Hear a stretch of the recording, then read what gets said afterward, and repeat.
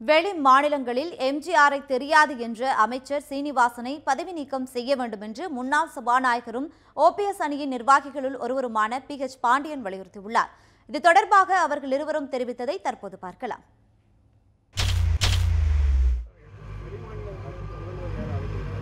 வெளிமாநிலத்திலிருந்து அவங்களுக்கு தெரியாதுன்னு எம்ஜிஆர் பத்தி, அதனால தெரியுங்க. இப்போ நிறைவு விழாவில் ஜனவரி 30 ஜனவரியில் நடைகிற சென்னை விழாவில் அனைத்து அவர் மீது அன்புள்ள அனைத்து மாநில முதலமைச்சர்கள், டெல்லியில் உள்ள பெரிய தலைவர்கள் அத்தனை பேரும் அழைக்க திட்டமிட்டிருக்கிறோம்.